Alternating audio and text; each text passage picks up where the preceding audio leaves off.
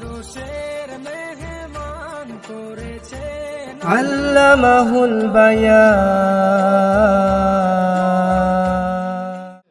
সুবহানাল্লাহ জোরে বলেন একবার। এগুলো এমনি না, এইটাই কাজে লাগবে, এই বসে কোনো কাজ আসবে না। খোদার কসম আমার রাসূল বলেছে একবার সুবহানাল্লাহ বলবেন, জান্নাত একটা বিরান জায়গা। জান্নাতে কিছু নাই, জান্নাতে এক কথা বলেন, জান্নাতে শুধু গল্প শুনেছেন, ভালো ভালো ফুল আছে, ফল আছে, মালাখানা আছে, কিছু না। সহি হাদিস দেখবেন জান্নাত একটা বিরান এই রকম ময়দান পড়ে আছে। যে যেমন ঘর বানাবে তার ঘর তেমন হবে। সুবহানাল্লাহ বলবেন না? রাসূল বলেছে মান বানা লিল্লাহি মসজিদান বানাল্লাহু লাহু বাইতান ফিল জান্নাহ। ও আমার উম্মত, একটা দুনিয়ার জমিনে যদি কেউ মসজিদ বানাতে পারো, তাহলে আমার আল্লাহ তোমার জন্য একটা জান্নাতে বালাখানা বানাবে। ও মুসলমান, দুনিয়ায় করবে পাবে কোথায়? জান্নাতে। দুনিয়ায় আপনার প্রতিটা কর্মের বিনিময়ে আল্লাহ জান্নাতে এক একটা বাগান সাজাচ্ছে। এই মাহফিলে বসে একজন উম্মত যদি একবার বলে সুবহানাল্লাহ, বলা যাবে না? সুবহানাল্লাহ একবার বলার সাথে সাথে আমার আল্লাহ তার জন্য জান্নাতে একটা গাছ লাগিয়ে দেন। আর একটা গাছ লেগে গেল, আর একবার বলি, আর একটা লাগলো, বলেন না সুবহানাল্লাহ। বেকার বসে থেকে কাজ নেই, একবার বললে তো দু চারটে গাছ থাকলে পেড়ে খেতে বাবা। এই কথা বলেন, এই রাতে আর কি শুনবো? সবথেকে বড় কথা, ইন্টারন্যাশনাল বক্তার বয়ান শুধু সার্চ করবেন এসে যাবে। আর বিশেষ করে এখন আর ছেলেরা বক্তব্য শোনে না, এখন ঝগড়া কে কার সাথে বাঁধাতে পারে সেইগুলো দেখছে। এদিকে ফুরফুরা কমর সেটে লেগেছে, এদিকে তাবলীগ লেগেছে, ওদিকে দেওবন্দি আর আহলে হাদিস বিরিলি লেগেছে, আর এদিকে কিছু মাজার বাবা তারা বলে আমরা কি কমি আছে নাকি, আমরা এমন যে নিয়ে আসলা গড়াগড়ি খাবি পুরো। বুঝতে পারছেন না? সবাই বলে আমরা ঠিক, সবাই বলে আমি ভাবতেই পাচ্ছি না। আল্লাহ রাসূল বলে ৭২ থেকে ৭৩টা ফেরকা হবে, একটা মাত্র জান্নাতে যাবে। এই কটা যাবে? একটা নাকি জান্নাতে যাবে, সেই মাল কারা? এত যদি দ্বন্দ্ব হয় যাবে কারা? এরা বলে আমরা যাচ্ছি, ওরা বলে আমরা যাচ্ছি, যা হবে সেখানে দেখা হবে। তার মানে দুনিয়ার যা অবস্থা, যে পর্যায়ে আছেন সব বেকার, সব বেকার। কেউ এখনো ভেবে উঠতে পারি নাই যে দলে দলে ঝগড়া করে করে তো আমরা সবাই নিজেদের বানিয়ে ফেলেছি আমরাই জান্নাতি। কিন্তু প্রকৃত আমার টোটাল জীবন আদর্শটা নবীওয়ালা হচ্ছে। তো আমি প্রথমেই বললাম যে মানুষটা এখানে না এখানে দ্বন্দ্ব করছে, তার বাপ বেনামাজি, তার ভাই বেনামাজি, তার বোন বেনামাজি, তার বিবি বেপরদা হয়ে চলছে, তার মধ্যে হাজারো সমস্যা। ওগুলো সামলানো আগে নাকি এখানে না এখানে? কোনটা আগে? কথা বলতে হবে। আগে কোনটা?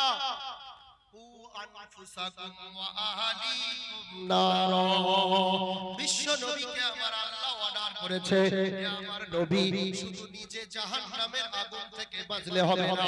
ও নবী, তুমি তো সব জানো, তুমি মনে করো আমি জাহান্নাম থেকে বেঁচে যাব, আমার মা যেখানে যায় যাক, আমার ভাই যাক, আমার চাচা যাক, কারোর কথা খেয়াল করব না। ও নবী, এর জন্য আপনাকে পাঠানো হয় নাই, আপনাকে নিজেকে জাহান্নামের আগুন থেকে বাঁচতে হবে। আর আপনার পরিবার বর্গদেরকে জাহান্নামের আগুন থেকে বাঁচাতে হবে। এর নাম ইসলাম, বলেন না? যত বাড়াবি তত লাভ। প্রত্যেকটা শিক্ষিত যুবক এখানে আছে, স্কুল থেকে নিয়ে কলেজ থেকে নিয়ে যে কোনো ব্যবসায় কম্পিটিশন যারা করতে শিখেছে, শিশুকাল থেকে আমরা জানি আমি চুরি করে যত ভালো লিখবো আমি ফার্স্ট হব। এক কথা বলেন।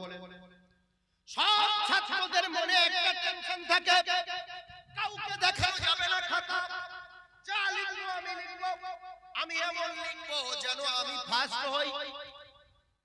যখন স্কুল টাইম পার হয়ে গেল, কলেজ টাইমেও সহযোগিতা নাই। প্রত্যেকটা ছাত্র কম্পিটিশনে আগাতে চায়, সবাই চায় আমি যদি সাকসেসফুল হতে চাই 100 জনকে পিছনে ফেলে তবে হতে হবে। এই কথা ঠিক না ভুল? আমাকে আগে বাড়তে গেলে তাদের পিছনে ফেলতে হবে। সিরাকালের যতগুলো শিখিয়েছে প্রত্যেকের চিন্তাধারা আমি যে কাজে আগে বাড়বো কাউকে নিয়ে যাওয়া যাবে না, তবেই আগে বাড়তে পারবো। মগজগুলো ধলাই করে করে আমাদেরকে এই আদর্শ এমন শিখিয়েছে, যার জন্য ইসলামের ক্ষেত্রেও এদের ধারণা এসেছে সবাই ঘুমাবে চুরি করে মসজিদে ফজর পড়ে আমি জান্নাতে আগে যাব। বুঝতে পারছেন না? কারণ কম্পিটিশন। রমজান মাসে সব ঘুমা, সেহরি কারুর খেতে হবে না, রোজা করতে হবে, একা খাবো। ও মুসলমান, ইসলাম আপনাকে এইভাবে আগে বাড়তে বলেনি। ইসলামে যদি আপনি সব থেকে শ্রেষ্ঠ হতে চান, আপনি যদি কম্পিটিশন করে আগে বাড়তে চান, যত কম বাড়াবেন, যত দাওয়াত দেবেন, তত আপনি উঁচু হবেন। বলেন না সুবহানাল্লাহ। কোম্পানি একটা অফার দেয়, এলআইসি, জিআইসি, টাটা, তারপরে ওই সবার ভুলে গেছি কত রকমের ঘরোয়া বন্ধন লোন, এই লোন সেই লোন। দেখবেন আপনি যখন কোম্পানির আন্ডারে যাবেন, আপনাকে প্রথমেই ট্রেনিং দেয়া হবে। আপনি যদি একটা বই করেন তাহলে এত টাকা আপনি পাবেন। একটা কাস্টমার ধরে দিলে ওর থেকে একটা পার্সেন্ট আপনি পাবেন। বুঝে আসছে না? আর একটা যদি ধরেছেন তাহলে আরো ডবল। সে যদি আবার আরেকজনকে ধরেছে, যাকে ধরবে তার ধরার জন্য ও যা পাবে একটা পার্সেন্ট আপনি পাবেন। এভাবে যদি আপনি 100টা কাস্টমারকে এই বইলে যদি প্রবেশ করাতে পারেন, তাহলে আপনিও লালে লাল, আমিও লালে লাল। এভাবে অফার দিয়েছে প্রতিটা কোম্পানি, তবে আগে বাড়ার পদ্ধতি শিখিয়েছে, যেটা স্কুলে পাই নাই, কলেজে পাই নাই, কোথাও পাই নাই। এটা থেকে শিক্ষা নিতে হবে। আমার আল্লাহ ঠিক এই পদ্ধতি শিখিয়েছে। ও মুসলমান, তুমি একা নামাজি হলে তুমি আগে বাড়তে পারবে না। তোমার দায়িত্ব হবে তোমার ভাই নামাজ পড়ছে কিনা, তোমার মা বাপ নামাজ পড়ছে কিনা, তোমার আত্মীয় স্বজন নামাজ পড়ছে কিনা, তোমার সন্তানেরা বিশ্বনবীর আদর্শ মানছে কিনা, তোমার পরিবারের মাথা থেকে পা পর্যন্ত নবীওয়ালা কোনো আদর্শ আছে কিনা। তুমি যদি একটা বান্দাকে আল্লাহর দিকে নিয়ে আসতে পারো, তাহলে প্রত্যেকটা মুহূর্তে অর্ধেক সওয়াব আল্লাহ তাআলার নামে দেবে। সুবহানাল্লাহ বলে। আপনি ধরেন জোহরের নামাজ পড়েছেন, ধরে নিয়ে 1 লক্ষ নেকি। কত বললাম? 1 লক্ষ নেকি। আপনি জোহরের নামাজ আদায় করে 1 লক্ষ নেকি কামালেন। বুঝিয়ে বাজিয়ে আরেকটা বান্দাকে যদি ধরে নিতে পারে, তাহলে সেও পাবে 1 লাখ। সে কত পাবে? কিন্তু আমার নবী বলে আল্লাহর তরফ থেকে ওই বান্দা বাড়ানোর জন্য আপনাকে 50,000 দেওয়া হবে। এই কথা বুঝে আসছে কিনা? হিসাবটা মেলান। আপনি ওই বান্দাটাকে বুঝিয়ে নিয়ে যাওয়ার জন্য আপনি 50,000 পেলেন। এভাবে যদি 1 মাস মেহনত করে জলসা হোক আর তাবলীগ হোক আর মার্কাজ হোক আর খানকা হোক, যে কোনো ভাবে যদি বুঝিয়ে, আপনার মা হোক, আপনার ভাই হোক, দাদা দাদি আত্মীয় স্বজন হোক, এভাবে যদি 10 জন বান্দাকে আপনি আল্লাহর বিধান পালন করাতে পারেন, তাহলে 10 জনের কাছ থেকে 50,000 করে হলে 5 লাখ আপনি পাচ্ছেন। কত পাচ্ছেন? কথা বলতে হবে। 5 লাখ। আপনি জোহরের নামাজ আদায় করে একা পেলেন 1 লাখ, আর কাস্টমার বাড়ানোর জন্য পাচ্ছেন 5 লাখ। 5 একে 6, যদি মালিক আপনি 1 ওয়াক্ত নামাজ পড়ে হন, তাহলে 5 ওয়াক্তে এরকম 5 6 30 লক্ষ নেকি আপনার বাড়বে। বুঝে আসছে না? এ নয় যে আমি আগে বাড়বো, কি হচ্ছে না হচ্ছে দেখব, এটা ইসলাম। এজন্য আসি, আজকের বয়ান হবে না, কারণ রাত অনেক ভারী হয়ে গেছে। প্রথমেই বললাম সব আলাদা হয়ে গেছে, পজিশন কিছু আর নেই বয়ান করার মতো। আপনাদেরও শোনার মতো ধৈর্য নেই। 2-4 কথা একটু আলোচনা করেই দোয়া করব ইনশাআল্লাহ। বলে যেটুকু সময় আমি থাকবো, আপনারা মনে হয় আছেন ইনশাআল্লাহ, বলে নিয়ত করছেন তো থাকবেন তো ইনশাআল্লাহ। যদি কারুর খুব চাপ লেগে থাকে একটু ঘুরে আসতে পারেন, আর ওই মাঝখানের গ্যাপটা একটু পুরো করে নিন, একটু আগে আসেন। পায়ে যদি খোঁড়া ভাব থাকে তাহলে বসে থাকি, যাদের পা আছে একটু নড়াচড়া করি, আল্লাহ দিয়েছে নড়ার জন্য। পা যেহেতু আল্লাহ দিয়েছে নড়ার জন্য, নড়ে একটু আগিয়ে আসি, একটু জিকির করতে করতে আগিয়ে আসি। লা ইলাহা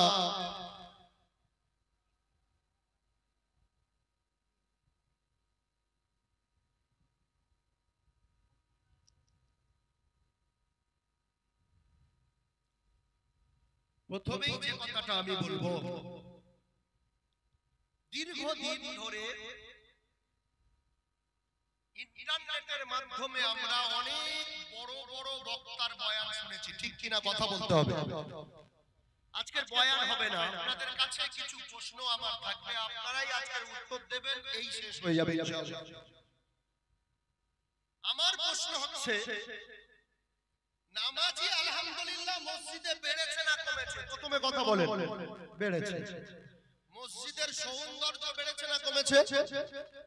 ও শেয়ার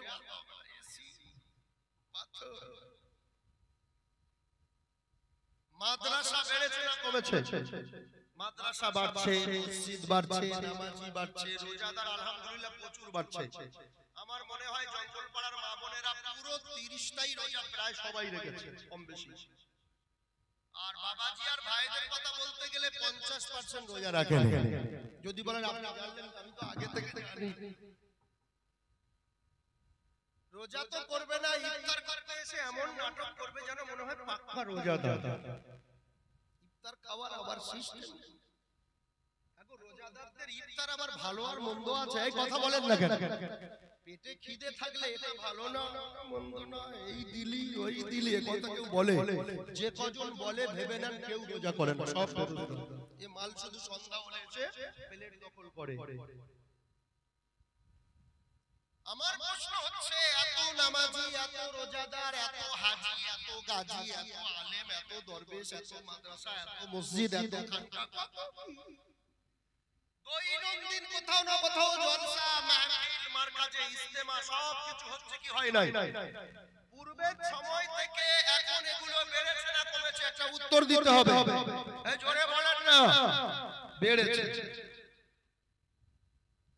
যদি সব কিছু বাড়লো, একটা সময় ছিল, এই ভারতবর্ষের কথা বলছি, অন্য জায়গার কথা বলবো না। বয়ান আজকে শুনতে হবে না, বয়ানই হবে না।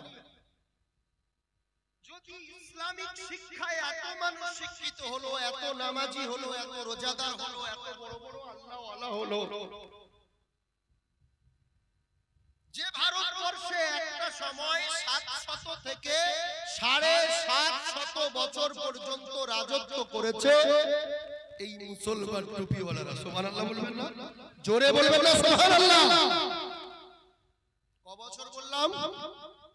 750 বছর।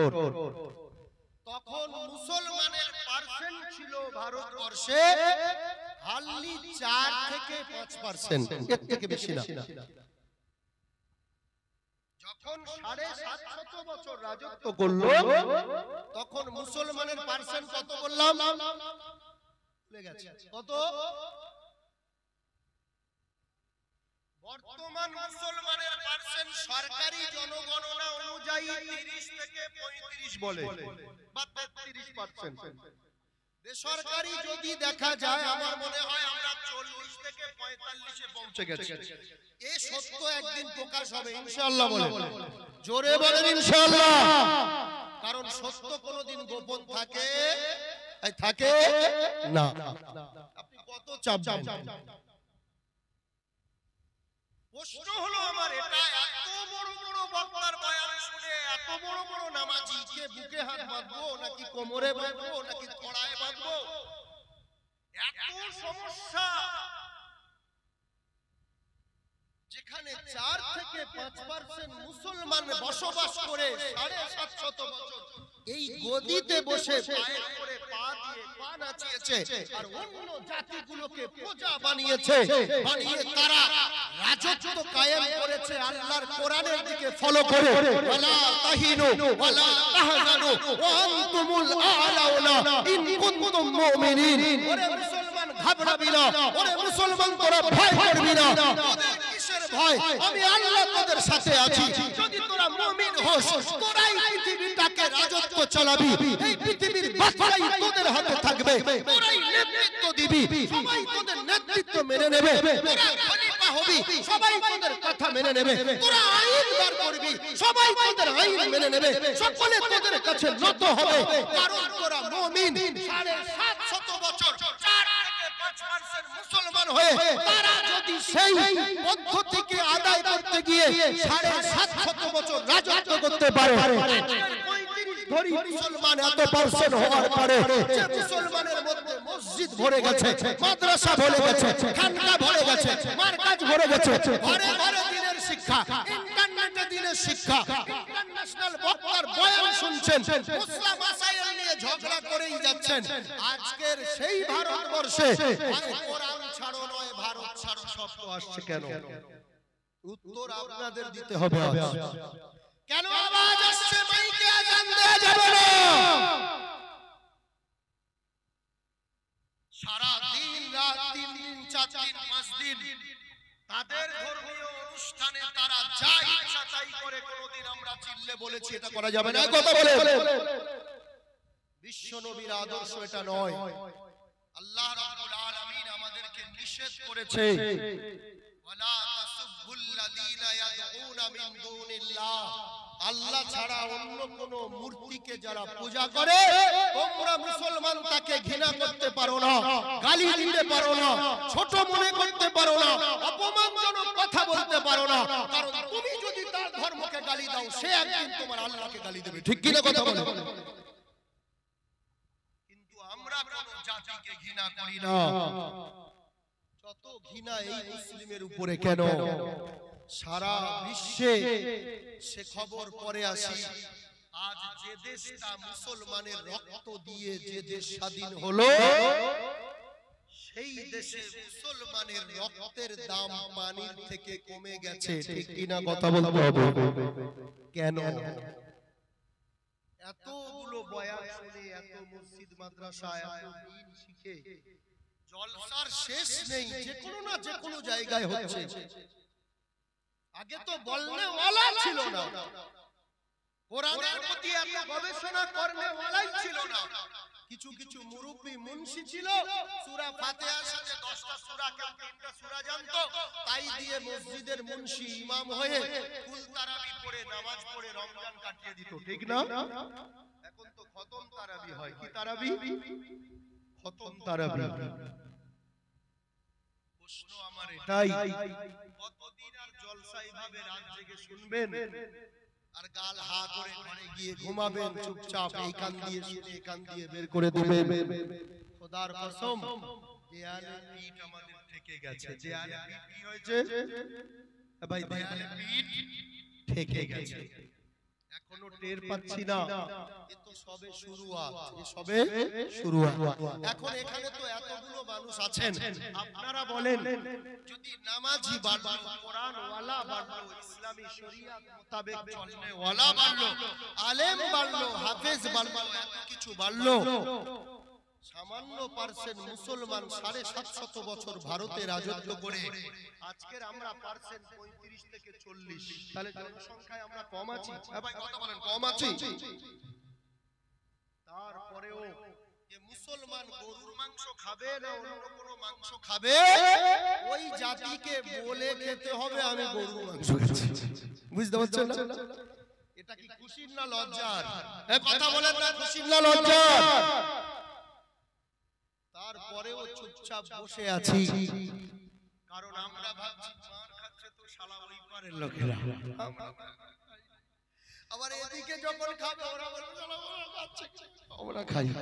এ মুসলমানের যা হাল, এদের মধ্যে যা বিভেদ, যখন অন্য জাতি এসে বলবে এই সে আলে হাদিসের মাল কটা কইরে ওই তো আমার সব কটা পিটে দে, ওদের জিজ্ঞাসা করে তবলিগের মাল কটা কই, ওই কোণে বসে আছে মাল তালিম করছে, সব কটাকে দিয়েছে রেখেছে। এরাই এদের মার খাওয়া, কথা বুঝতে পারছেন না? 750 দূরের কথা একদিনের জন্য পাওয়া মুশকিল। এই ফয়সালা কার? কথা বলেন, ফয়সালা কার? আল্লাহ। 750 বছর রাজত্ব করেছিলেন তারা, কোরআনের ওই আয়াতকে বিশ্বাস করে ফলো করে তারা নেতৃত্ব দিয়েছে। যাদের সংখ্যায় কম থাকলেও বদর প্রান্তরে 313 জন সৈন্য নিয়ে বিশ্ব নবী যদি হাজার হাজার শত্রুর মোকাবিলা করে তাদের পরাজিত করতে পারে, ভারতবর্ষের শাসকরা তারা করে দেখিয়েছে, ঠিক না? কিন্তু এখন এই হাল কেন? এর জন্য কি আল্লাহ দায়ী? কথা বলেন, এর জন্য দায়ী কে? আল্লাহ দায়ী না আমরা দায়ী? কোনদিন ভেবে দেখেছি? কোনদিন এগুলো মাথায় নিয়ে এসে দেখেছি যে আজকে আমাদের এই দশা কেন? যেখানে যাই মুসলমানরা লাঞ্ছিত কেন? এত অপমানিত কেন? মুসলিমদের দেখলে অন্য জাতি নাক সিটকায় কেন? কোনদিন কি ভেবে দেখবো না আমরা কোন দিকে কমিয়ে আছি? শুধু একটাই উত্তর, সৎ উত্তর। এই মুরব্বি ধরে 1 বিঘে জমি চাষ করেছে। ক বিঘে বললাম? জোরে কথা বলতে হবে। বেগুন চাষ করেছে, এরকম বড় বড় সাইজের। দোকানদার বলে দিয়েছে এইরকম হবে, এক একটা 500। জৈব সার, রাসায়নিক সার যা যেটাই লাগে 50,000 টাকা বেগুন গাছে খরচ করেছে। ক টাকা? ক টাকা? 50,000 টাকা। গাছ হয়েছে এই বড় বড়, মানুষের থেকে বড় বড় এখন বেগুন গাছ। আগেকার মুরব্বীরা বলতো বেগুন গাছে নাকি আকুশি দিতে হবে। আমি এখনো ভাবতে পারিনি বেগুন গাছে আকুশি। এখনকার কিছু গাছ থেকে আমাদের থেকে বড় মনে হয়, ঠিকই বলেছে। বুঝতে পারছেন? শালা মানুষগুলো ছোট হয়ে যাচ্ছে। আর বিশেষ করে বেগুন যারা পাড়তে যাবে মা বোনেরা, তারা তো এইটুকু, আর কেউ লম্বায় আর উঠছে না। যত বউ বানাবো বলে মেয়ে খুঁজতে যাবেন দেখবেন সব এইটুকু করে মেয়ে, হাইট আর লম্বায় কেউ বানাবে। আর বেগুন বাগানে গিয়ে দেখবেন এই বড় বড় বেগুন গাছ, তা খুশি তো লাগবেই। তো এই বড় বড় বেগুন গাছ হয়ে আছে, খুব সুন্দর বেগুন গাছ, ফুল হয় আর পড়ে যায়, মাল নেই। দোকানদার বলল 500 করে ওয়েটের ভালো হবে, সারা ফুল হচ্ছে আর পড়ে যাচ্ছে। যে চাষি 50,000 টাকা খরচ করলো বেগুন ফলন, ফল তোলার সময় দেখা যাচ্ছে একটাও ফল নাই। এখন বলেন, আপনারাই বলেন, চাষি ওই বেগুন গাছ কি যত্ন করবে না কেটে দেবে? কি করবে বলেন? কথা বলেন, কথা বলতে হবে। কেটে দেবে তো? শুধু কেটে দিয়ে রাগ মিটবে? বিবিকে বলবে মাল শুকিয়ে জ্বালান চুলোর ভিতর যতক্ষণ না করবি শান্তি হবে। 50,000 টাকা শুধু কাটবে আর তারপরে নিয়ে চুলোতে দিয়ে তাকে ছাই বানিয়ে তবে শান্তি পাবে একটা চাষি। আরে তোর পিছনে এত মেহনত করলাম। এই 750 বছর যারা রাজত্ব করেছিল তারা ছিল বেগুন গাছ না, বড় বড় বেগুন। কি ছিল? সব ফলওয়ালা বেগুন। আর এই যত ওগুলো বসে আছেন পার্সেন্ট 35 থেকে 40 কেন, ভারতবর্ষে যদি 60% মুসলমান ছাপিয়ে যায়, শুধু বেগুন গাছ, খালি লম্বায় বেড়েছে, কিচ্ছু নাই, কিচ্ছু নাই। এই রকম বেগুন গাছ যাকে আল্লাহ এত ভালোবেসে বানিয়েছিল, এত উঁচু বানিয়েছিল, এত দামি করেছিল, একটা আশা নিয়ে যেই বান্দারা মনে হয় 2-4টে ফল দেবে, একটাও বান্দা আল্লাহর বিধানের দিকে না থাকার জন্য আল্লাহর লাস্ট সিদ্ধান্ত মাল কেটে কচু কাটা করে মাল চুলোয় দিচ্ছে, যেখানে পাচ্ছে দিয়ে দিচ্ছে। খোদার কসম, বিশ্বনবী বলেছেন, ও মুসলমান এখন বুঝবে না, এমন একটা সময় আসবে তুমি প্রকাশ্যে ব্যভিচার করতে দেখছো, প্রকাশ্যে চুরি করতে দেখছো, প্রকাশ্যে মদ খেতে দেখছো। ও মুসলমান, তুমি যখন প্রকাশ্যে হারাম কাজে লিপ্ত হবে, তোমার প্রতিবাদ করার কেউ থাকবে না। আমি গাঁজা খাবো, তোর বাবার কি? ঈদের দিনে খাবো, তোর বাবার কি? রমজান মাসে ও খাবো, তোর বাবার কি? রোজাদাররা প্রতিবাদ করার মতো ক্ষমতা রাখে না।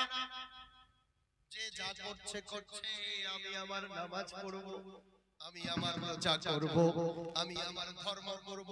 প্রকাশ্যে যেখানে নারী পুরুষ ব্যভিচার হয়, প্রকাশ্যে রাস্তায় ব্যভিচার বিচার হয় একটা রাস্তার কুত্তা মানুষের থেকেও অনেক ভালো আছে।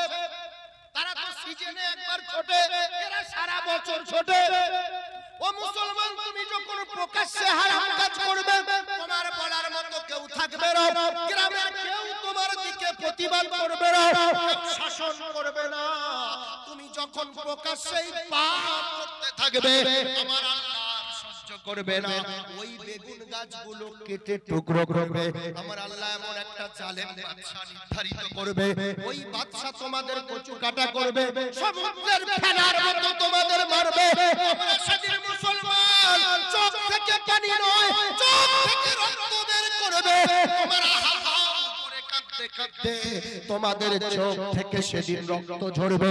সেদিন কেউ তোমাদের বাঁচাবে না, কেউ সহযোগিতা করবে না। সেদিন সবাই দাঁড়িয়ে দাঁড়িয়ে শুধু মার খেতে থাকবে। খোদার কসম, সেই দিনটা ভারতবর্ষের মুসলমানের জন্য এসে গেছে। কোন রাস্তা নেই বাঁচার। আপনি যত বড় বক্তার বয়ান শোনেন না কেন, আপনার চরিত্র ঠিক নাই। আপনি প্রকাশ্যে হারাম অন্যায় কাজ করছেন। একটা সময় একার যুবক ছিল, বাপের সামনে তো দূরের কথা, ফ্যামিলির কারোর সামনে একটা বিড়ি পর্যন্ত খেত না। কথা বলছেন, এখন শুধু একজনের সামনে খায় না, সেটা মৌলভী সাহেব। মহিলারা একজনের দেখে পর্দা করে, সেটা মৌলভী সাহেব। বাকি কারোর দেখে পর্দা নাই। প্রকাশ্যে যুবকরা খাচ্ছে গাঁজা, প্রকাশ্যে বিড়ি সিগারেট, এমনকি মসজিদে পর্যন্ত প্রকাশ্যে কত রকমের অন্যায় তারা করে বেড়াচ্ছে। বলার মতো কেউ নাই, প্রতিবাদ করার মতো কেউ নাই। আমার আল্লাহ বলে, বান্দারে প্রকাশ্যে যখন এই কাজ করবি রোখার মতো কেউ থাকবে না। এমন এমন গজব দিয়ে দেব আল্লাহর ওলির ঘর পর্যন্ত বাঁচবে না। কথা বুঝা? বনি ইসরাইলের সেই ঘটনা পবিত্র কোরআনে আল্লাহ নিজে জানিয়েছে। যাদেরকে আল্লাহ মানুষ থেকে বাঁদর করে দিয়েছিলেন, বনি ইসরাইলের সময় আমার আল্লাহ শনিবার দিন নদীতে মাছ ধরতে নিষেধ করেছিলেন। কি বার বললাম? কথা বলতে হবে, শনিবার। কিন্তু শনিবার দিন ওই ইবাদতের দিন নির্ধারিত করেছে আমাদের, যেমন শুক্রবার জুম্মার দিন সব কাজ ছেড়ে মসজিদে যাই। শনিবার তাদের ইবাদতের দিন, ওই ইবাদতের দিনে মাছ ধরতে আল্লাহ নিষেধ করলেন। আর বাকি 6 দিন ব্যবসা করতে বললেন, মাছের কারবার। তারা এত চালু, চিরাকলের মানুষদের থেকে আরো বেশি চালু ছিল। তারা দেখছে শনিবার দিন সমুদ্রের ধারে মাছ সবথেকে বেশি আসে। তাদের সমুদ্রের ধারে যে ফিশারি গুলো ছিল, ফিশারির জানটা কাটিয়ে দিত। শনিবার রাতে যত মাছ ভিতরে প্রবেশ করত বেড়া দিয়ে দিত। রবিবার দিন মাছগুলো তুলে তারা বাজারে বিক্রি করত। একটা দল এই ব্যবসা শুরু করলো। তারা বড় বুদ্ধিমান ভাবতে লাগলো, আমরা তো চালাক।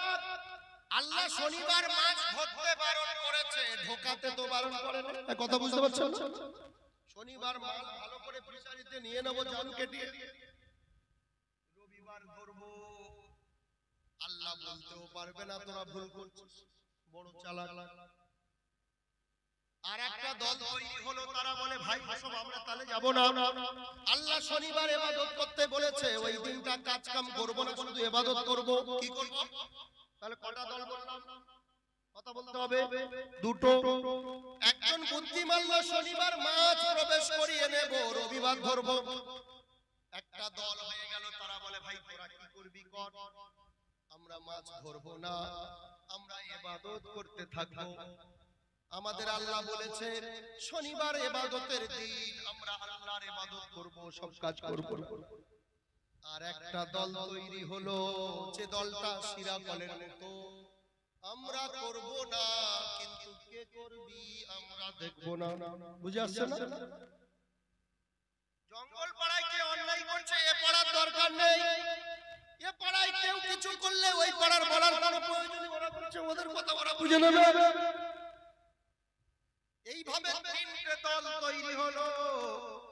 একটা দল ইবাদত করলো কিন্তু কাউকে কিছু বললো না। আর একটা দল করছে তাদের বারণ করছে, ভাই এটা করা যাবে না, শনিবার দিন তো আল্লাহ মাছ ধরতে নিষেধ করেছে। আর একটা দল তারা মাছ ধরাটা প্ল্যান করে মাছ প্রবেশ করিয়ে রবিবার ধরে। এভাবে তিনটে যখন দল হলো, হঠাৎ একদিন সকালবেলা দুই দলের ঘরের দরজা কারুর খোলা হচ্ছে না। 6টা বাজে, 7টা বাজে, 8টা বাজে, বেলা 10টা বাজে যায়। পাশাপাশি বাস করলে গেটের দরজা যদি না খোলে মনে সন্দেহ হয় কি হয় না? মনে হয় না শালা মালটা মরে গেল নাকি? দরজা খোলে না, এখন রাতে মাল হয়তো আউট হয়ে গেছে, দেখি দরজা খুলে। এভাবে যখন জানাজানি, আরে আরে দেখে এই দরজাগুলো খুলছে না কেন? তাদের দরজা বাইরে থেকে খোলার পরে ভিতরে গিয়ে দেখে একটাও মানুষ নাই, সবকটা বাঁদর বসে আছে। কি বসে আছে? বাঁদর। পবিত্র কোরআনে এই বাঁদর হয়েছিল দুটো দল। কটা দল বললাম? দুটো দল। একটা দল তারা যারা বলেছে আমরা মাছ ধরছি, আমরা তো শনিবার ধরছি না, চালাকি করে রবিবার ধরবো, শনিবার নিয়ে নিয়েছি, তারাও বাঁদর। আর যারা বলেছিল ওরা কি করছে আমার দেখার দরকার নেই, তাদেরকেও আল্লাহ বাঁদর বানিয়েছে। শুধুমাত্র মানুষ হিসেবে রেখেছিলেন ওই দলটাকে যারা নিজেরা অন্যায় করেনি কিন্তু অন্যের অন্যায়কে প্রশ্রয় না দিয়ে প্রতিবাদ করেছিল। কথা বুঝে আসছে না? যে আল্লাহ বনি ইসরাইলের বান্দাকে এক রাতের মধ্যে বাঁদর বানাতে পারে, সেই আল্লাহ আমাকে আপনাকে বাঁদর বানাতে পারে কিনা? কথা বলতে হবে। সকালে উঠে দেখবি সব বাঁদর হয়ে বসে আছে। কোন মুহূর্তে কি হয় বলা যায় না। গজব শেষ, কিয়ামতের লাস্ট আলামত এগুলো। এটা আল্লাহর গজব আসবে, কেউ ছাড়বে না। এর থেকে আরো বড় গজব আসতে পারে কি পারে না? কথা বলেন, জোরে বলেন, পারে কি পারে না?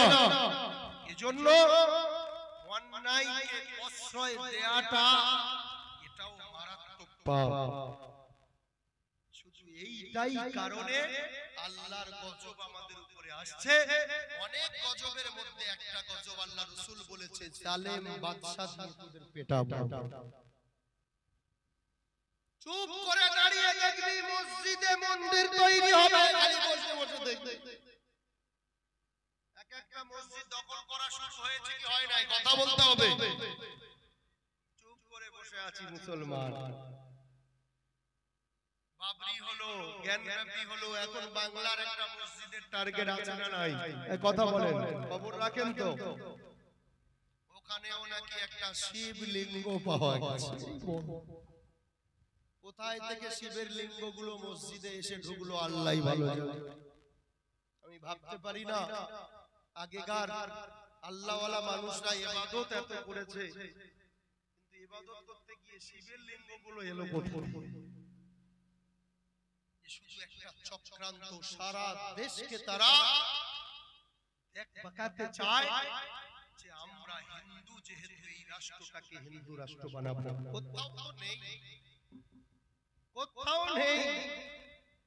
ওই আগাছা কুগাছা অন্যান্য দেশে দু চারজন বাস করে, ব্যক্তিগত কোনো একটা রাষ্ট্র বলে তাদের কিছু নাই।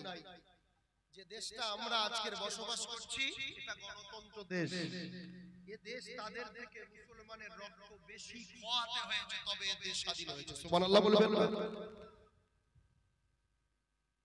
যদি আপনি দেখেন এই দেশের জন্য প্রাণ দিয়েছে যারা, তাদের একজন বিজেপি, আরএসএস আর বজরং দল ছিল না, শিবসেনা ছিল না, কেউ নাই, কারোর নাম নাই।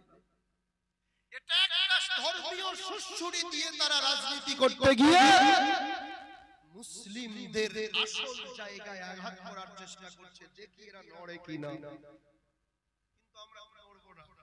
বুঝতে পারছেন না? কত দখল করে নিবি না আমাদের লাভ, আর মসজিদে যেতে হলো না, নামাজও পড়তে হলো। মুসলমান খোদার কসম, মুমিন তো তারা। আজকের এই রকম একটা সময় আমরাও আব্দুর রহমান, আমরাও আব্দুল জলিল, আব্দুল খলিল, প্যালেস্টাইনের ওই মুসলমানগুলো আব্দুর রহমান, আব্দুল জলিল, আব্দুল খলিল। ও মুসলমান, তোমার ভারতবর্ষে যেমন বিশ্ব নবীর আগমন ছিল না, প্যালেস্টাইনেও বিশ্ব নবীর জন্ম হয় নাই। বিশ্ব নবীর জন্ম হয়েছে মক্কা নগরীতে, কিন্তু সেই প্যালেস্তাইনের বাইতুল মুকাদ্দাস যেটা মুসলমানদের পূর্বের কিবলা ছিল, ওই মসজিদে বিশ্ব নবী জীবনে মিরাজে যেতে গিয়ে একবার নামাজ পড়িয়েছিলেন ইমাম বেনে, যার পিছনে লাখো পয়গম্বর মুক্তাদি বেনে নামাজ পড়েছিল। সেই স্মৃতিটাকে ধরে রাখার জন্য, সেই পবিত্র স্থানটাকে ধরে রাখার জন্য এই পর্যন্ত 50,000 ছাপিয়ে 1 লাখে পৌঁছে গেছে। যে প্যালেস্টাইনের ছোট ছোট শিশুরা এই রমজানুল মুবারক মাসে সারা দিন রোজা রেখে খাবার কিছু নাই, যারা ঘাস ছিঁড়ে ছিঁড়ে খেয়ে তাদের জীবন কাটাচ্ছে, এটা সাহাবাদের ঘটনা নয়, টাটকা ঘটনা। ওই শিশুগুলোর রক্ত নিয়ে হোলি খেলা হচ্ছে, প্যালেস্টাইনের মা বোনের ইজ্জত নিয়ে হোলি খেলা হচ্ছে।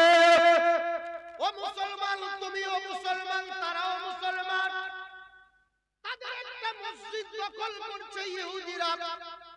ইহুদিদের কাছে তারা তাদের নিজের জীবন বিসর্জন দিয়ে আল্লাহর ঘরটাকে বাঁচানোর জন্য হাজার হাজার শিশু আজকের প্রাণ দিয়েছে।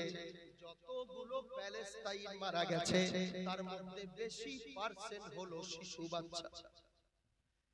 ইহুদিদের টার্গেট হলো প্যালেস্তাইনের মুসলমান শিশুগুলোকে আগে মারব,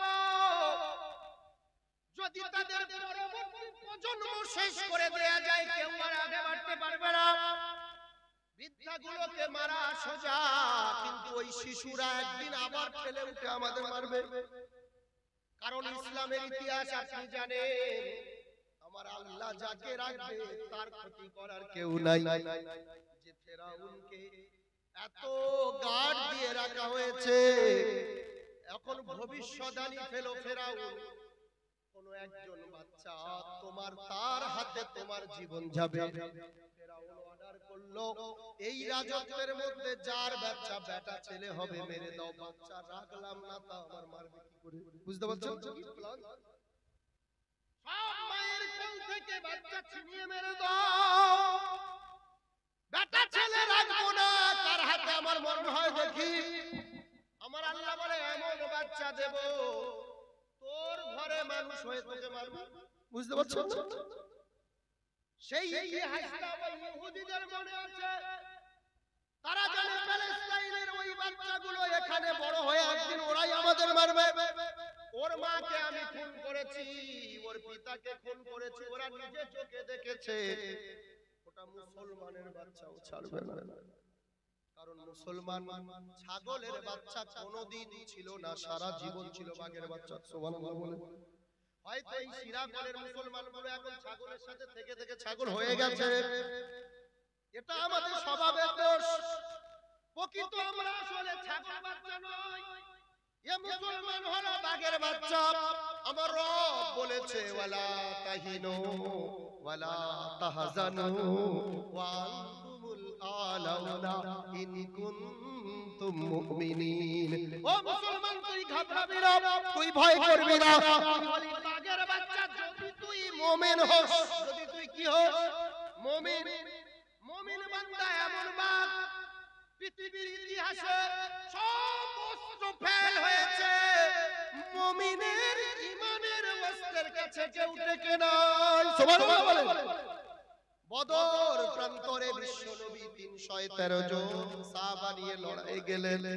দয়ার নবী আমার পাহাড়ের উপরে উঠে আল্লাহর কাছে হাতটা তুলে বলেছিলেন, আল্লাহ 313 জন সৈন্য, না আছে অস্ত্র শস্ত্র, না আছে কিছু ঘোড়া, না আছে তীর ধনুক, তারা তো অস্ত্রে শস্ত্রে সজ্জিত হাজার হাজার কাফের দল। ওগো আল্লাহ, যদি আমাকে এই 313 জন সাহাবাকে আজ নিয়ে আসতে অনেক সময় লেগেছে, ওগো আল্লাহ, যদি এই 313 জন নিয়ে আমি রাসূল পরাজিত হই, সারা পৃথিবীতে ইসলামের দাওয়াত কিভাবে পৌঁছাবো? আমার আল্লাহ বলে, আমার হাবিব তুমি এগিয়ে যাও, কিছু লাগবে না, শুধু লড়াই শুরু করো। লড়াই চলছে, এদের কাছে অস্ত্র নাই, কাফেররা অস্ত্র শস্ত্রে সজ্জিত। ঘোড়ার পিঠের উপরে একজন সাহাবা দ্রুত গতিতে লড়াই করতে করতে তলোয়ারটা ভেঙে পড়ে গেছে। ওই ঘোড়া ঘুরিয়ে নিয়ে বিশ্ব নবীর কাছে এসে বলে, ইয়া রাসূলুল্লাহ, অস্ত্র যদি থাকে দেন, একটাও কাফের রাখবো না। বিশ্ব নবী বলে, অস্ত্র তো নাই। রাসূলের কাছে মেসওয়াক ছিল, মেসওয়াকটা ছুঁড়ে দিয়েছে, এই মেসওয়াকটাকে নিয়ে লড়াই করতে থাকো। একটা খেজুরের ডাল, ওই খেজুরের ডালটা সাহাবা নিয়ে আবার কাফেরদের পালের ভিতরে প্রবেশ করেছে। ওই খেজুরের ডাল দিয়ে লড়াই চলছে। এমন সময় ডালের দিকে তাকিয়ে দেখে আল্লাহ অস্ত্র বাড়িয়ে দিয়েছে। বলেন না সুবহানাল্লাহ, জোরে বলবেন না সুবহানাল্লাহ। এটাই ছিল ইসলামের লড়াই, কারণ তাদের সব থেকে বড় হাতিয়ার ছিল ঈমানের হাতিয়ার। কিসের? ঈমানের হাতিয়ার। ও মুসলমান, ওখানেই তো আমরা ফেল। আজ প্যালেস্টাইনের অবস্থা যদি দেখেন, তারা শুধু ঈমানটা নিয়ে টিকে আছে। প্যালেস্টাইনের মায়ের কথা, তোমরা তোমাদের সন্তানকে একবার বহন করো। আমরা এমন সন্তান জন্ম দিয়েছি দুবার করে বইতে হয়। একবার যখন সন্তান জন্ম দিই, জন্ম দেওয়ার পরে তাকে কোলে নিয়ে কাঁধে নিয়ে বেরিয়ে বড় করে মানুষ করি, আর একবার মা হয়ে নিজ হাতে নিজ কাঁধে বহন করে তাকে কাফন দিই। প্যালেস্টাইনের মায়েরা কলিজার টুকরা বাচ্চাগুলো হারাবে বলে যে সময় সিরাকলের যুবকরা ঈদের আনন্দ অনুভব করে, কে ডায়মন্ড হারবার, কে সিরাকল, কে কলকাতা পার্কে গিয়ে বসে গল্পে মেতে আছে, সারা রমজানের সব পুঁজি শেষ করে ঘরে এসেছে। ওই সময় প্যালেস্টাইনের মায়েরা সন্ধ্যাবেলা গভীর রজনীতে কলিজার টুকরা সন্তানদের বডির উপরে নামটা খোদাই করে লিখছে। সাংবাদিকরা প্রশ্ন করছে, মা, এই রাতে বাচ্চাদের না ঘুম পাড়িয়ে ওই বাচ্চাদের গায়ে কেন নাম লেখাচ্ছেন? তারা বলছে, আমরা জানি এমন একটা রকেটের আশায় আছি, কোন মুহূর্তে এসে আমার সব প্রাণগুলো কেড়ে নেবে। অন্তত ওই ধ্বংসস্তূপের মধ্যে থেকে বাচ্চাগুলোকে বের করে নিজের বাচ্চা সেই নামটা দেখে অন্তত মনে সান্ত্বনা দেবে। ওই কলিজার টুকরা বাচ্চাকে কাফন দেওয়াটা সুবিধা হবে, এজন্য তাদের গায়ে একটা করে নাম রেখে যাচ্ছি। বলেন না সুবহানাল্লাহ। একজন পুরুষ, একজন পিতা প্যালেস্টাইনের রাস্তায় লজেন্স বিলি করছে, মিষ্টি বিতরণ করছে। সাংবাদিক জিজ্ঞাসা করছে, এই করুণ অবস্থা, সব তো ধ্বংসস্তূপে ফেলা হলো, কিসের খুশি হলো আপনার? কেন আপনি মিষ্টি বিতরণ করছেন? ওই পিতা গর্ব করে বলছে, ভাই রে, চারটে সন্তান ছিল, সব চলে গেছে। আজ আমি একা, আমার আর কেউ নাই, কিন্তু আমি এজন্য খুশি, আমার চারটে শহীদ সন্তান, এমন সন্তান জন্ম দিতে পেরেছি, তারা অন্তত শহীদের দরজা পেয়েছে। কিয়ামতের দিনে হাশরের ময়দানে আমাকে যখন তোলা হবে, তখন বলবে, চারজন শহীদের পিতাকে আসো, উঠে পড়ো। সেদিন আমি চারটে শহীদের পিতা হিসেবে উঠব। এই খুশিতে আমি মিষ্টি বিতরণ করছি। সুবহানাল্লাহ বলবেন না? এত কঠিন পরিস্থিতিতেও নিজের অন্তরটাকে পাষাণ করে রেখেছে। সন্তানদের নিয়ে ঘরের ভিতরে বসে থাকে নাই যে বাবা তুই যাস না, ঘরে বসে থাকে। শিশুগুলোকে আজ ঢাল বানিয়ে লড়াই চালিয়ে যাচ্ছে। এখনো তাদের আশা বাইতুল মুকাদ্দাস, আল্লাহর ঘর, আমরা হাতছাড়া হতে দেব না। বলেন সুবহানাল্লাহ। আমার আল্লাহ ওই লাখো শহীদের রক্তের দিকে তাকিয়ে, তাদের চিন্তা চেতনার দিকে তাকিয়ে, তাদের ঈমানের দিকে তাকিয়ে আল্লাহর কাছে দোয়া করি, আল্লাহ যেন ওই বাইতুল মুকাদ্দাসকে রক্ষা করেন। বলেন আমিন। জোরে বলা যাবে না আমিন? তারাও মুসলমান, আমরাও মুসলমান, কিন্তু এই ভারতবর্ষে একটা একটা দখল হচ্ছে। আমার দখল হচ্ছে, তাতে আমাদের মসজিদটা তো ঠিক আছে। খোদার কসম একদিন ওই সমস্যা আপনার বাড়িতে আসবে, ওই বিপদটা আপনার উপরে আসবে, সেদিন আপনি বুঝবেন। যতই বয়ান করি, যত বয়ান শোনেন না কেন, একটাই আমাদের কমি, আমরা ঈমান হারা হয়ে গেছি, বিশ্বাস হারা হয়ে গেছে। একটা মাহে রমাদানের মতো বরকতওয়ালা মাস এলো, যে মাসটা আল্লাহ দিয়েছিল উম্মতে মুহাম্মাদির জান্নাতে যাওয়ার জরিয়া। সুবহানাল্লাহ বলবেন না? রব বলেছেন, ইয়া আইয়ুহাল্লাযীনা আমানু কুতিবা আলাইকুমুস সিয়াম কামা কুতিবা আলাল্লাযীনা মিন ক্বাবলিকুম লাআল্লাকুম তাত্তাকুন। ও বিশ্বাসী বান্দারা, তোমাদের প্রতি আমি রোজাকে ফরজ করলাম। কি ফরজ করলো? রোজা। কামা কুতিবা আলাল্লাযীনা মিন ক্বাবলিকুম, যেমনটা তোমাদের পূর্ববর্তী মানুষের উপরে ফরজ করেছিলাম, তেমন তোমাদের উপরে করেছি। লাআল্লাকুম তাত্তাকুন, এজন্য রোজা দিয়েছি তোমরা তাকওয়া অর্জন করতে পারবে। কি জন্য দিয়েছে রোজা? এই কথা বলেন, কি জন্য দিয়েছে? তোমরা তাকওয়া অর্জন করতে পারবে। একটা মাস তোমাদের এমন ট্রেনিং দেব, তোমরা আল্লাহর দিকে ভয় করা শিখবে, তোমরা তোমাদের ঈমানটাকে ফিরে পাবে। আর ঈমান যখন ফিরে পাবে, একদিন এই দেশে তোমরাই আবার গদিতে বসবে। বলেন না সুবহানাল্লাহ? কারণ আল্লাহ বলেছেন, তোমরা ঘাবড়াও না, তোমরা ভয় করো না, ওয়া আনতুমুল আলাউনা ইন কুনতুম মুমিনিন, যদি তোমরা মুমিন হও তাহলে তোমরাই সিংহাসনে বসবে। এই মুমিনের ট্রেনিংটা আল্লাহ রমজান মাসে দিয়েছিলেন আমাদের জন্য। জানি না এই সুযোগটা কজন নিয়েছি আর কজন হাতছাড়া করেছি। সারা মাস হয়তো ট্রেনিং নিলাম, ঈদের দিনে সব ফাঁকা। এরকম যুবক আমাদের সমাজে আছে না? ও মুসলমান, সারা মাস রোজা রেখে তোমার চুলের তুমি যা কাটিং করেছো সব রোজা গেল। তোমার মেহেন্দি, তোমার সুন্দর সুন্দর পোশাক আর বেপরদা হওয়া, তোমার সারা মাসের পুঁজি শেষ। কি একটা অফার দিলেন আল্লাহ! আমার হাবিব কিয়ামতের দিনে লজ্জিত না হয়। ৯৫০ বছর হযরতে নূহ নবী দাওয়াত দিয়েছেন, তার কওমরা যদি ৯০০ থেকে ১০০০ বছর ইবাদত করতে পারে, এই উম্মতের লাস্ট আয়ু ৬০ আও ৭০, ৬০ থেকে ৭০ বছর। বললাম কথা বলে, ক বছর বাঁচবে উম্মতে মুহাম্মাদি? ৬০ থেকে ৭০। কত মাল চলে গেল।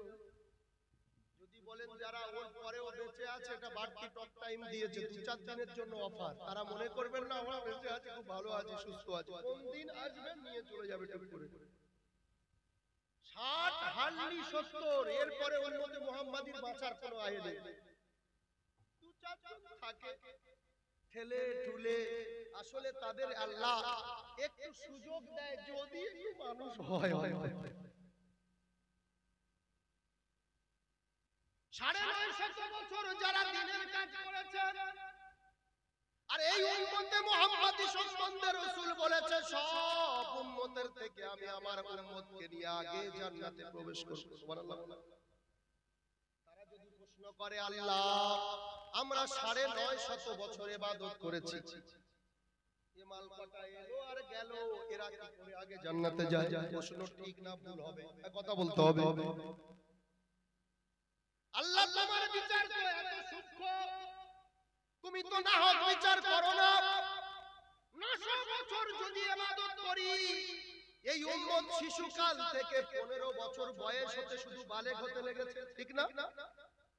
শিশু বেলায় তো ইবাদত কেউ করতো না, খাতা খোলা হয়েছে বালেগ হওয়া থেকে।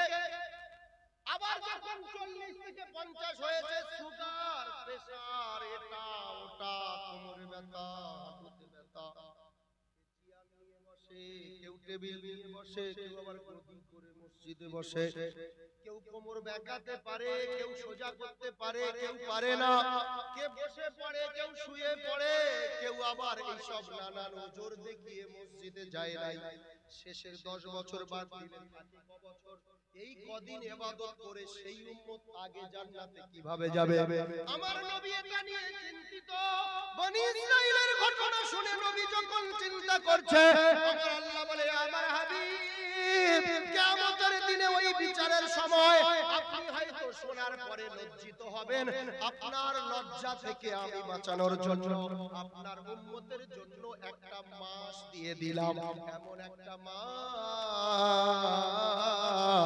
যে মাসটা এমন অফার দিয়ে দেব 950 বছর ছাপিয়ে যাবে সুবহানাল্লাহ হে আমার হাবিব আপনার লজ্জা যাতে কিয়ামতে না হতে হয় এই উম্মতের জন্য মাথা হেট যাতে না করতে হয় আপনার উম্মতের জন্য পুরো রমাদান মোবারক মাসে একটা নফল করবে ফরজের সওয়াব দিয়ে দেব জোরে বলবেন না এই জোরে বলেন না সুবহানাল্লাহ অফার নিচ্ছে তবুও যদি সাড়া না কি দেব একটা নফল করবি বান্দা একটা ফরজ পাবি একটা ফরজ যদি কেউ আদায় করি 70টা ফরজ পাবি সুবহানাল্লাহ বলবেন হিসাব করে দেখেন সিরাকলের 70% যুবক কিছু কিছু মুরব্বিও আছে এখনো মসজিদের ধারে কাছে যায় না যায় সবাই কথা হয় না এখনো 70% মুসলমান বেনামাজি 70 কেন আরো বেড়ে গেছে 80 হবে আল্লি 20% হয়তো কোন রকম নামাজ পড়ে কেউ আবার জুম্মা পড়ে কেউ ওয়াক্তিয়া পড়ে এখন হিসাব করেন এক বছর ধরেন একটা যুবক তার উপরে নামাজ ফরজ হয়েছে 5 ওয়াক্ত সে এক বছর পড়েনি ক বছর পড়েনি এক বছর 11 মাস এখন 11 মাস পরে একটা রমাদান এসেছে একটা রমজান মাসে 11 মাসের ঘাটতি পুরো দেখেন যে ছেলেটা পুরো 11 মাস বেনামাজি সেই ছেলেটা একটা রোজা রেখেছে কি করেছে এই কথা বলতে হবে কি করেছে একটা রোজা রেখেছে তাহলে একটা রোজা রাখা মানে 70টা ফরজ বিধান আদায় করার সওয়াব সুবহানাল্লাহ বলবেন না তার মানে 70 রোজা রেখে ইফতারের সময় মাগরিবের নামাজটা পড়েছে তাহলে এটাও একটা ফরজ এর জন্য ফের 70 এভাবে 5 ওয়াক্ত নামাজ রোজার মাসে পড়েছে 5 ওয়াক্ত তার মানে 350 ফরজ আদায় করলো কটা 350 এবং একটা রোজা ফের 70 400 থেকে 450 ফরজ বিধান আদায় করে যদি একদিনে তাহলে 30 দিনে কত হবে এই কথা বলেন এখানে শিক্ষিত ছেলে অনেক আছে 30 দিন যদি কেউ রোজা আর 5 ওয়াক্ত নামাজ পড়ে 365 দিন বছর হয় 11 মাস যদি নামাজ না পড়ে ওই ঘাটতিটা পুরো হবে কি হবে না এই কথা বলতে হবে সব কি অফার এরপরে আল্লাহ বলে আমার হাবিব তারপরেও যদি আপনার উম্মতের মধ্যে কিছু মাল কমি থাকে ঘাটতি থাকে এই রমাদান মাসে আবার পুরো করে দেব হে রাসূল চিন্তা করতে হবে না এমন একটা রাত দিয়ে দিয়েছি লাইলাতুল কদরি খায়রুম মিন আলফি শাহর এমন একটা রাত দিয়েছি এক রাত ইবাদত করবে 1000 মাসের থেকেও উত্তম বলেন না সুবহানাল্লাহ এখানে আল্লাহ বলেনি 1000 মাসের সমান খায়রুম মিন আলফি শাহর 1000 মাসের থেকে বেশি ধরি 1000 মাস মানে 83 বছর 4 মাস কমাস বললাম 83 বছর এ উম্মত বাঁচবে কদিন বললাম 60 থেকে 70 বছর একটা লাইলাতুল কদরের রাত যদি কেউ ইবাদত করে নিতে পারে তাহলে তার আমল নামায় 83 বছর 4 মাসের সওয়াব দেওয়া হবে। এভাবে আপনি কেউ তো 10 বছর রমজান পেয়েছেন, কেউ তো 20 বছর, কেউ তো 30 বছর। এতগুলো রমজান পাওয়ার পরে সব বছর না পেলেও যদি 10টা বছর কেউ রমাদান পায়, এই রমাদানে যদি লাইলাতুল কদরটা পেয়ে যায়, 10টা লাইলাতুল কদর মানে এখানে আপনার 10,000 মাসের থেকে উত্তম। সুবহানাল্লাহ বলবেন। এরপরেও কোন নবীর উম্মত বলতে পারবে যে আমরা বেশি ইবাদত করেছি? কথা বলেন না। কি অফার আল্লাহ দিয়েছে। উদ্দেশ্য হলো আল্লাকুম তাত্তাকুন। ও বান্দা, তুমি যাতে তাকওয়া অর্জন করতে পারো, যে কোরআনটা তোমাদের জন্য আদর্শ হিসেবে পাঠিয়েছি, যে কোরআনটা গাইড বুক হিসেবে পাঠিয়েছি, ওই কোরআনটাকে তাবিজ না বানিয়ে আর ঘরে পড়ার বই না বানিয়ে কোরআন থেকে যাতে নিতে পারো। বান্দা, তোমার মধ্যে এই শিক্ষা আসতে আসতে তুমি যখন আল্লাহর দিকে ভয় করা শিখবে, তাহলে তোমার প্রতিটা মুহূর্ত আল্লাহর খাতায় লেখা হবে। বলেন না সুবহানাল্লাহ। লাআল্লাকুম তাত্তাকুন। বান্দা রমজান মাসের ট্রেনিং এ তাকওয়া অর্জন করতে পারবে। ও মুসলমান, কেন আল্লাহ এই কথা বললেন? এই রোজার মাসে আপনি তাকওয়া কিভাবে করবেন তাকওয়া শিখিয়েছেন আমার নবী। দেখেন, বিশ্ব নবী সাল্লাল্লাহু আলাইহি ওয়াসাল্লাম এই রোজার মাসটা বলেছে সবরের মাস, এই মাসটা হামদরদির মাস, এই মাসটা একমাত্র রোজা যারা রাখে তারা কোনো মানুষকে দেখানোর জন্য নয়, আল্লাহর জন্য রাখে। কার জন্য? কার জন্য? হাদিসে কুদসিতে রাসূল বলেছেন, আমার আল্লাহ নিজে জানিয়েছে, সাওমুলি ওয়া আনা আজজি বিহি। রোজা আমার জন্য, আমি আল্লাহ নিজে হাতে তার প্রতিদান দেব। কারণ একটা মুসলমান নামাজ পড়ার ব্যাপারে রিয়া থাকে, লোক দেখানি থাকে, কি থাকে না? হজ করবেন আপনি, ওখানে রিয়া আছে। যাকাত দেবেন, এর মধ্যেও অহংকার আছে। 60 বছর বয়স হয়ে গেছে, নামাজ পড়ে না। ছেলে দুবেলা খোটা দিচ্ছে, তুমি নামাজ না পড়লে ভাত নাই। বিবি খোঁচা দেয়, মেয়ে খোঁচা দেয়। বাধ্য হয়ে বৃদ্ধা মানুষ, চল সবাই করছে, আমি ওকে 2 রাকাত পড়ব। এটাও লোক দেখানি হয়। জুমার দিনে ছোট ছোট বাচ্চারা মসজিদে যাচ্ছে, 50 বছরের ধাড়ি ঘরে বসে আছে, সবাই তাকিয়ে দেখছে, মালটা নামাজ পড়তে যায় না। কিরাম মুসলমান দেখো, টুক করে পাঞ্জাবিটা গায়ে দিয়ে, টুপি মাথায় দিয়ে অনেক সময় মসজিদে গিয়ে মানুষকে দেখানোর জন্য নামাজ পড়ে, ঠিক না? হজ অনেক টাকা আছে, মানুষ সমালোচনা করছে, তার থেকে একটা পাসপোর্ট করে নিয়ে ওমরা হজ মেরে দিই, বেড়ানো হবে, নবীর মাজারও দেখা হবে। এরকম লোক দেখানি হাজি আমাদের সমাজে আছে না নাই? কথা বলতে হবে। এখন তো পুরো হজটাই মডেল হয়ে গেছে, যেন একটা ট্যুর বানিয়ে ফেলেছে। হজে যাচ্ছে আর যুবকরা খালি ফটো খিঁচছে, খালি ফটো তুলে পাঠাচ্ছে। এই দেখেন, এই সাফা পাহাড়ে এসেছে, এই মারোয়া এসেছে, আমি ভাবতেই পারি না আসলে দিনের অভাব, দিনের এমন এমন জায়গা, যে জায়গাগুলো গেলে চোখের পানি ধরে রাখা যায় না, যে জায়গাগুলোর স্মৃতি দেখলে সেখান থেকে চোখ ফেরানো যায় না, এই যুবকগুলো সেখানে ছবি তোলে কি করে? আসলে ওই পয়সা আছে, মানুষ বলবে, খারাপ বলবে। যাকাতের পয়সা আছে, রমজান মাসে কুপন দিয়ে লাইন দাও, সকলকে একটা করে গামছার মতো কাপড় দেব, একটা লুঙ্গি দেব, কুপন সিস্টেম, সবাই লাইনে দাঁড়াও। এর মধ্যেও লোক দেখানি থাকে, কি থাকে না? কিন্তু এমন একটা ইবাদত যার নাম রোজা, আমার আল্লাহ বলেছে, সাওমুলি, রোজা একমাত্র আমার জন্য করে যারা করে, সুবহানাল্লাহ বলে। ফজরের সময় সেহরি খেয়ে নিয়ে কোন বান্দা যদি ইচ্ছা করে ঘরের দরজা বন্ধ করে দিয়ে 2টো খেয়ে নিতে পারে, পারে না? হোটেলে গিয়ে পর্দা ফেলা আছে, ওখানেও সাজাতে পারে। সারাদিন ভাত না খেলেও অন্তত একটু পিপাসায় জান ফেটে যাচ্ছে, ঘরের ভিতরে দরজা বন্ধ করে এক গ্লাস পানি খেয়ে নেওয়া যায়।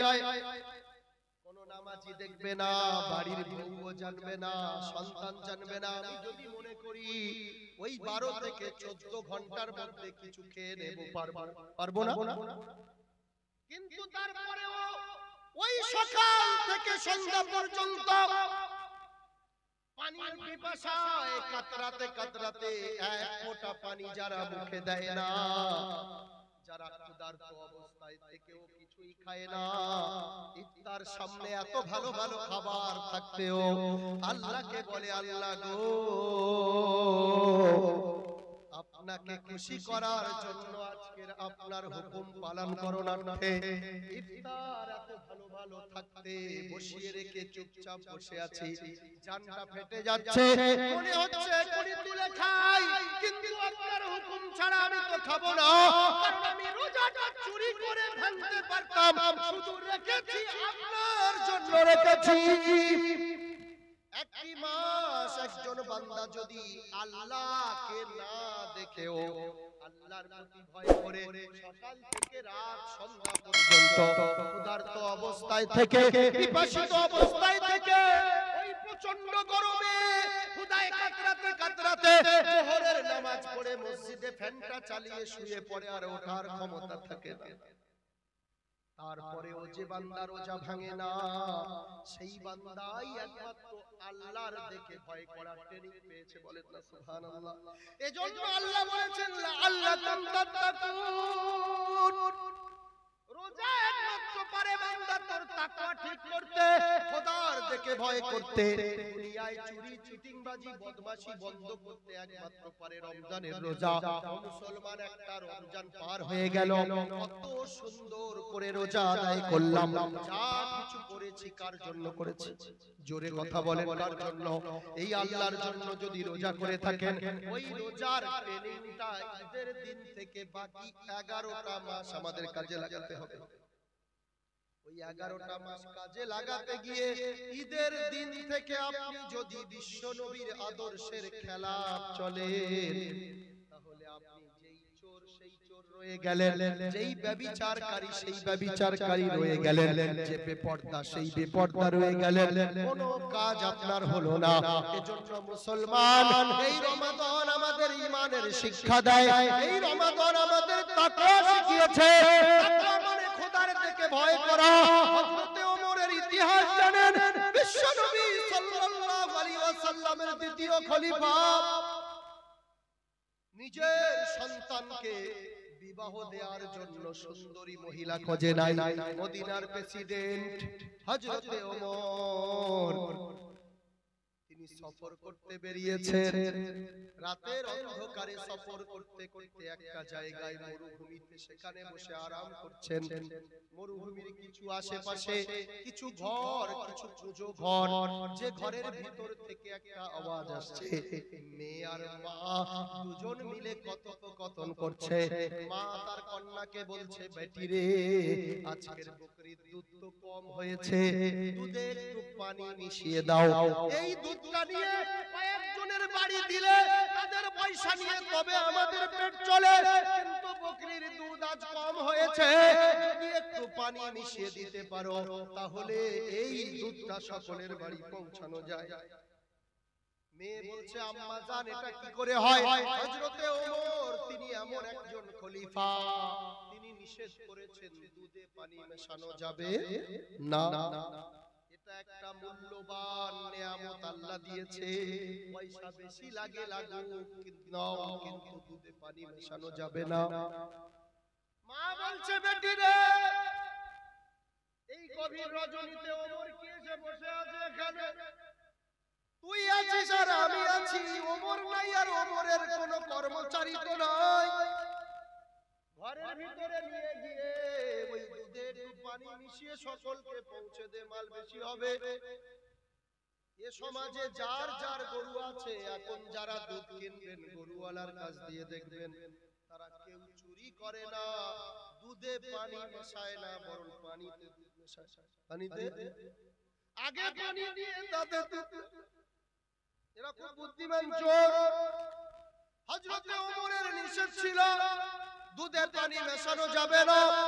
মা যখন কলিজার টুকরা সন্তানকে বলছে কন্যা রে পেট চালাতে গেলে অত দেখালে হবে না, ওমর নাই, ওমরের কর্মচারী নাই, মাল একটু ছেড়ে দিয়ে দাও।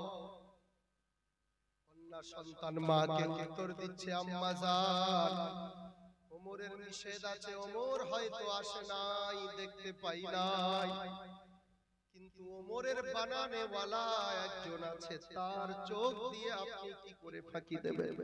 হযরতে ওমর এই কথাটা শুনে সেই বাড়িতে একটা চিহ্নিত করে পুঁতে বাড়ি পুঁতে দিয়ে এসেছে।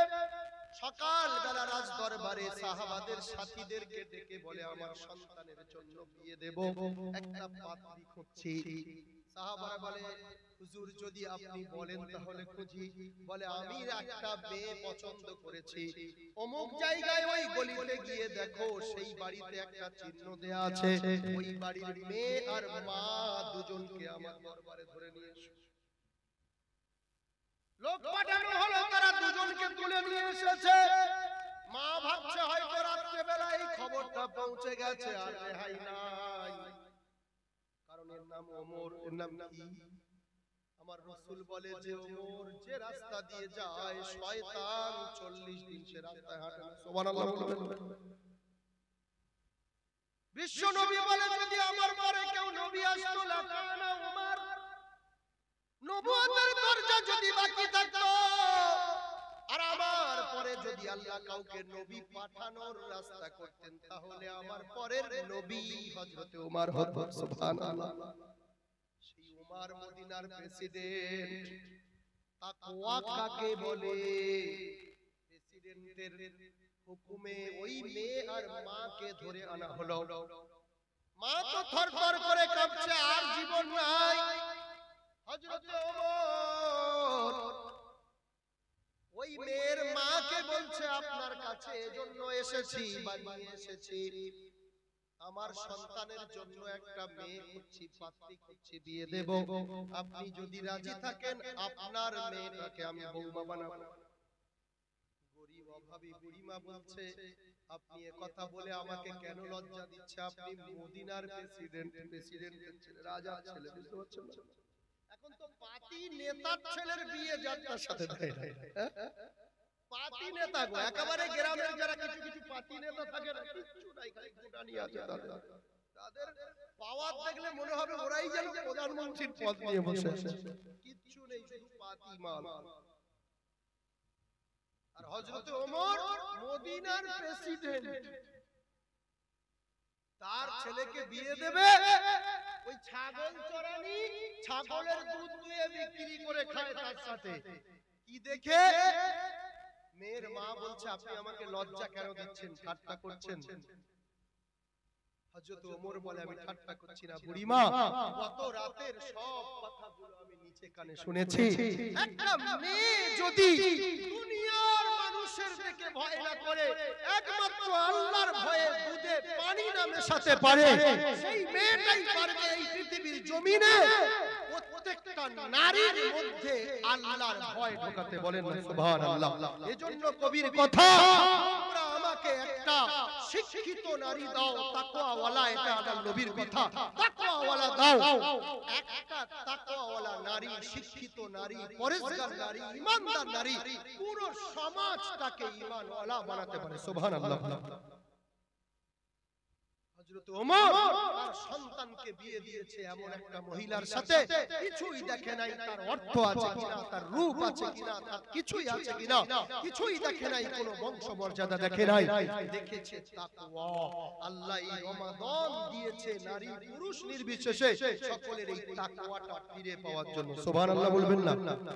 সেই উম্মত যদি ঈদের দিনে বসে বসে গাঁজা খায়, ঈদের দিনে মদ খাচ্ছে, পুরো এক মাস রোজা করে এই মুসলমান ঈদের পরে এমন এমন নোংরা জায়গায় বেড়াতে যাচ্ছে যেন আল্লাহকে চেনেই না, আল্লাহ ওকে চেনে না, কেউ কারোর সাথে আর কোনো সম্পর্ক নেই। বাকি 11টা মাস এখন পরের কথা। এই ঈদ থেকে এই এক সপ্তাহ এখানে যে কটা যুবক আছে নাম ধরে ধরে বললে বিপদ হয়ে যাবে, কি না করেছে। বক্স বেজেছিল চাঁদরাতে, আল্লাহর রহমতে বক্স বেজেছিল এখানে। কেন? এটা তো খুব মুশকিল, এক বাজানো তো উচিত। প্রতি বছর তো বাজে চাঁদরাতে, কারণ সারা মাসের মালটা তো খাওয়াতে হবে। কবে আল্লাহ হেদায়েত দেবে, তাকওয়া আসবে কি করে? খোদার ভয়ে রমজান মাসে যে মানুষটা মদ ছাড়তে পারে, রোজার মাসে যে মানুষটা হারাম ছাড়তে পারে, রোজার মাসে যে মানুষটা গালি গালাজ হিংসা ছাড়তে পারে, রোজার পরে কি আল্লাহ আপনার কাছ থেকে দূরে সরে যায়? আপনার মনে কি জাগে না যে আল্লাহ রোজার মাসে ছিল, সে আল্লাহ এখনো আছে? ভাই, এটা কি মনে হয় না? আসুন তাকওয়া শিখি প্যালেস্টাইন ওয়ালাদের কাছ থেকে। সুবহানাল্লাহ বলবেন না? জোরে সুবহানাল্লাহ বলবেন না? তারা একমাত্র আল্লাহকে ছাড়া কাউকে দেখে ভয় করে না। তাদের কথা, বাঁচি আর মরি আল্লাহর ঘর রক্ষা করব, যে ঘরে আমার হাবিব নামাজ পড়িয়েছে সেই ঘরকে বেদিনদের হাতে তুলে দিচ্ছি না, দেব না। তার জন্য সবাই জীবন দিতে প্রস্তুত আছি। প্যালেস্টাইনের এক ফোঁটা মাটি ছাড়বো না। সুবহানাল্লাহ বলেন। আমরাও ভারতবর্ষের সেই মুসলমান যাদের রক্ত দিয়ে এই দেশ আজকের স্বাধীন হয়েছে, ইতিহাস যদি দেখেন নাম শুধু এই মুসলমানদের। আমরাও এই দেশে জন্মেছি, এই দেশে 3.5 জায়গা নিয়ে মরতে চাই, আমরা ঈমানের সাথে মরতে চাই। আমরা ছাগল নই, বাঘের বাচ্চা। সুবহানাল্লাহ বলেন, জোরে সুবহানাল্লাহ বলেন। বাঘের মতো গলা উঁচু করে কে কে মরতে চান? হাত তুলো, একটু হাত তুলে আল্লাহকে দেখান। আমরা কাউকে দেখে ভয় করি না, আমরা শুধু একটা জিনিস ফিরে পেতে চাই, সেটা ঈমান। ঈমান যখন ফিরে পাবো, তাকওয়া যখন করতে শিখবো, অন্যায় থেকে প্রকাশ্যে যখন বাঁচতে এবং প্রতিবাদ করতে শিখবো, ইনশাআল্লাহ এই দেশে মুসলমানের বিজয় হবে। হবে ইনশাআল্লাহ বলে, জোরে ইনশাআল্লাহ বলে। তৈরি হই মুসলমান, আমরা কোন দিকে কমি নই। আমরা আমাদের অধিকার এখানে নেয়ার জন্য আছি। আমরা কারোর কাছে হাত পেতে ভিক্ষা চাই নাই, ঠিক না? আমরা ভিখারি নই। ভারতের প্রত্যেকটা সম্পদ মুসলমানের, প্রত্যেকটা ঐতিহ্য মুসলমানের, প্রত্যেকটা স্মৃতি যেখানে যাবেন সেখানে শুধু মুসলিম পাবেন। খোদার কসম, যদি হিংসা বিদ্বেষ ওই রাজা বাদশাদের থাকতো, 750 বছর পরে একটা হিন্দু বা অন্য জাতি ভারতবর্ষে বেঁচে থাকতো না। কিন্তু আপনি দেখবেন প্রত্যেকটা রাজ্যে এই মুসলমান রাজা বাদশারা একটা মসজিদ বানিয়েছে, তো 2 থেকে 4টে 5টা মন্দির বানিয়েছে। তাদের কাজ, আমরা শুধু নামাজ পড়লে হবে না, তাদের ধর্মটা তাদেরকে পালন করতে হবে। তাদের প্রতিটা মন্দিরগুলোকেও বানিয়ে দিয়েছে এই মুসলমানরা, তাদের হাতে তৈরি। আজকে কিভাবে তারা বলে যে আমরা নাকি তাদের নামের জায়গা মন্দির দখল করে মসজিদ বানিয়েছি? আমরা হয়তো এখন চুপ করে বসে থাকা ছাড়া কোনো রাস্তা পাই নাই। আমরা মজলুম, আমাদের অন্তরে বাবরি মসজিদ, বাবরি মসজিদ আছে, ঠিক কি না কথা বলো? আমরা ওই মসজিদকে ভুলবো না যেখানে একবার যে আল্লাহর ঘর তৈরি হয়, যেখানে একবার মুসলমান সিজদা দেয়, সারাটা জীবন আমাদের সন্তানদের কলিজার ভিতরে ওটা মসজিদ আছে, মসজিদ থাকবে ইনশাআল্লাহ। কিন্তু আমাদের ফিরে আসতে হবে সেই ঈমানের দিকে। আসবো ইনশাআল্লাহ। আমি বয়ান আজকের এই জন্যই করছি না, খালি বয়ান শুনে আর সারা জীবন এই ফিতনা ফাসাদ মাযহাব বন্ধ করে কোনো লাভ নাই। একটু দেখি আসুন আমাদের কোথায় সমস্যাটা হচ্ছে। ওই বললাম বেগুন ছাড়া শুধু গাছ হয়ে বসে আছে, কিছুই নাই আমাদের। এজন্য যে উদ্দেশ্যে আল্লাহ আমাদের বানিয়েছে সেই উদ্দেশ্য যেন আমরা সফল করতে পারি। আল্লাহ আমাদের সকলকে তৌফিক দিক, আমিন বলে।